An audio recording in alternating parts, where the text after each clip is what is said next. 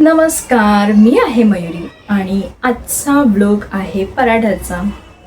तर थोडा आगळा वेगळा पराठा बनवणार आहे. आगळा वेगळा कॉम्बिनेशन आहे. त्याच्यासाठी मी फ्लॉवर आणि बटाटा मिक्स करणार आहे. तर बघूया कसा होतोय. तर मी इथे घेतला आहे फ्लॉवर, बटाटा, कांदा, मिरची, अद्रक, लसूण. तर बटाटी उकडून घेतलेली आहेत, म्हणजेच कुकरला लावून घेतली होती.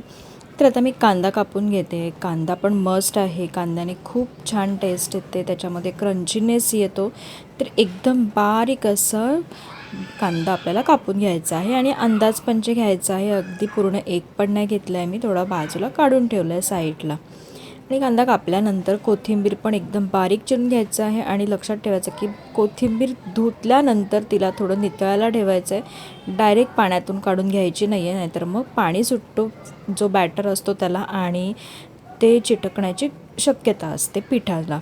म्हणून कोथिंबीर थोडी गाळून घ्यायची आहे, म्हणजे थोडी नितळायला ठेवायची आहे. आणि मग अद्रक लसूण असं बारीक किसून घ्यायचं आहे. थोडंसंच घेतलं आहे, 2 लसणीच्या पाकळ्या आणि एकदम छोटासा आल्याचा तुकडा घेतला आहे आणि एकच मिरची घेतलेली आहे. तुम्ही 2-3 मिरच्यासुद्धा घेऊ शकता जर तुम्हाला मिरची त्याच्यामध्ये जास्त आवडत असेल तर. आणि मिरचीसुद्धा बारीक कापून घ्यायची आहे.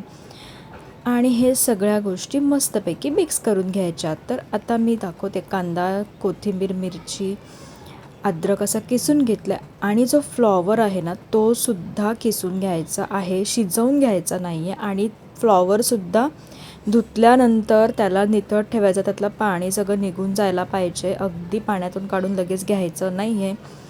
आणि त्याच्यानंतर बटाटे पण सोलून घेते आणि हे सगळं बॅटर आपल्याला मिक्स करायचं आहे. आणि त्याच्यामध्ये मसाले ॲड करायचे आहेत. ते मसाले कोणते ॲड करायचे ते सांगते तुम्हाला. तर इथे मी सारांशसाठी एक बटाटा आणि थोडा फ्लॉवर हे बाजूला काढून घेतलं. तर आपल्याला हळद अजिबात घ्यायची नाही आहे.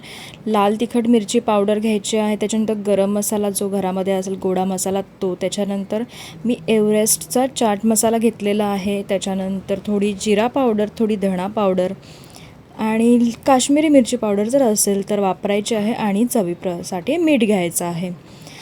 तर हे सगळे मसाले असे मी पॅक करून ठेवते डब्यामध्ये. तर हे असे आपल्याला जेवढे पाहिजे तेवढे घ्यायचे आहेत.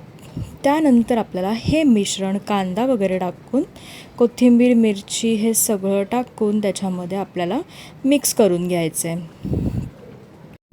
तर आता मी इथे तवा वगैरे ठेवला आहे. त्याच्यानंतर थोडासा तूप काढून घेते, जेवढा मला लागेल तेवढा.